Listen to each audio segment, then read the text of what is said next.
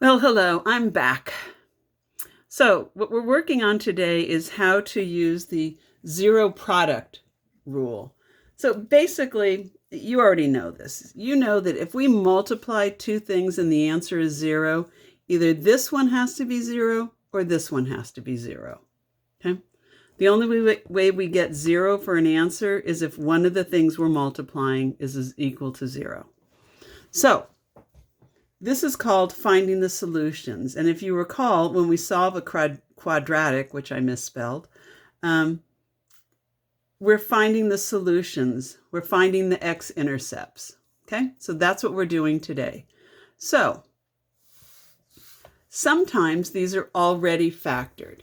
So if we know that this factor times this factor equals 0, we know that either this first one must equal 0 or this second factor must equal 0. And then we solve these two little equations. We add a 2 to both sides, and we get b is 2. We add a 5 to both sides, and we get b is 5. So here's our two answers. What this means is if we graphed this, our parabola would cross the x-axis at 2 and 5. That's what it tells us. Okay? So when it's already factored,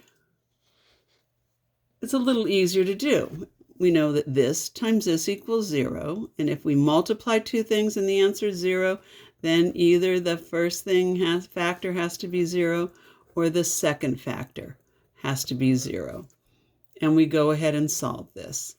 Subtract a 5 from both sides, and we get n is negative 5. Here we have to do two steps. We have to subtract a 3, and we get 4n equals negative 3.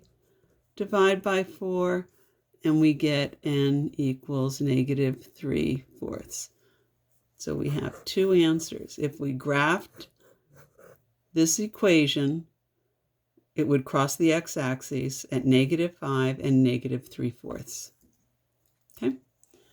So when it's already factored, all you do is set each factor equal to 0. But what if it's not already factored? Now we have to look at this and look at what we know about factoring. This is 2 parts long. It's a difference of 2 squares. So we need to factor that. That's an x plus 1 and an x minus 1, and it equals 0. So again, if we're multiplying two things and the answer is 0, one of them has to equal 0. So subtract a 1 from both sides, and we get x is negative 1. Add a 1 to both sides, and we get x is positive 1.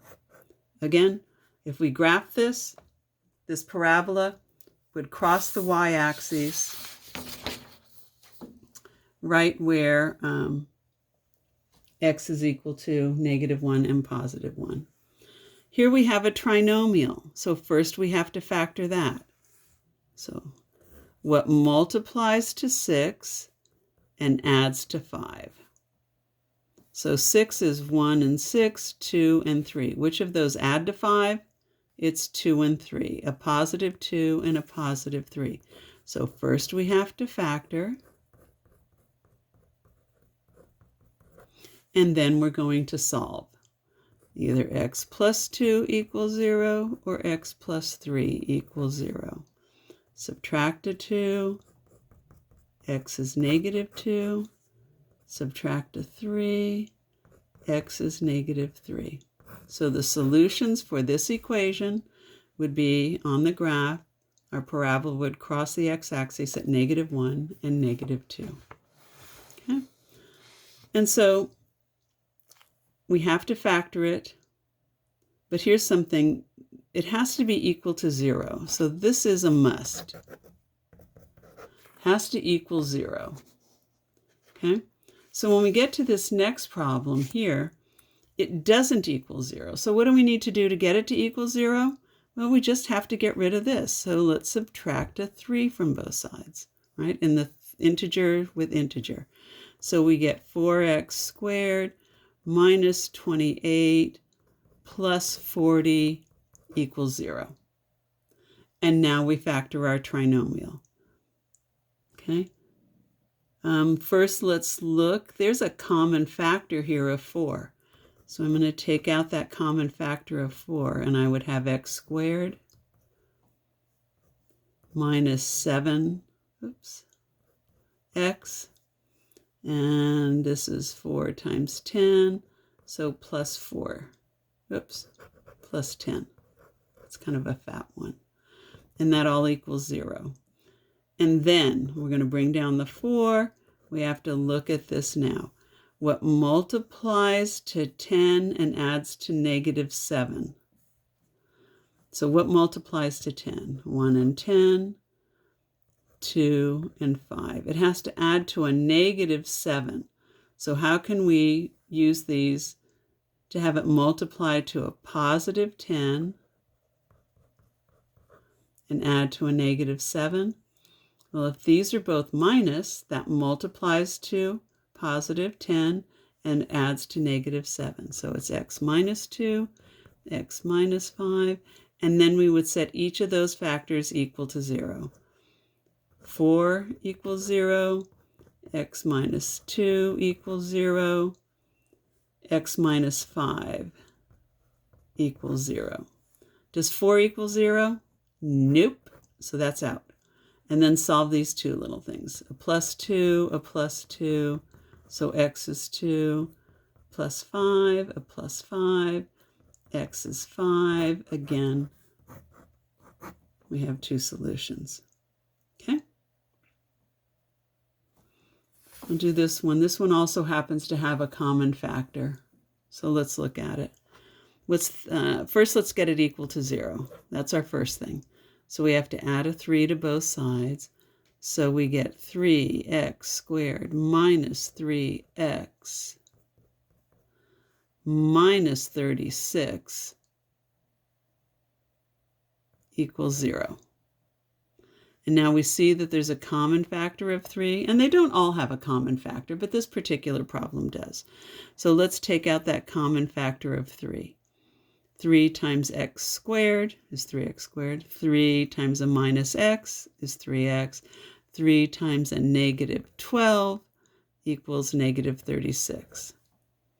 And now we need to know what multiplies to negative 12 and adds to a negative 3. So let's look. 1 and 12, 2 and 6, 3 and 4.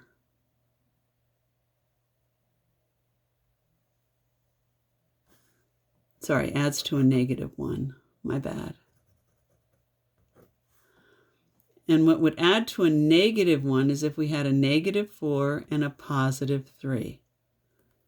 Okay, that would multiply to a negative 12 and it would add to a negative 1. So we'll factor it that way. An x plus 3, an x minus 4, it all equals 0. And then we would set each factor equal to 0. 3 equals 0, x plus 3 equals 0, x minus 4 equals 0. Does 3 equal 0? Nope. Subtract a 3, x is negative 3, add a 4, x is 4. Okay? Good luck with this. Let me know if you have any questions.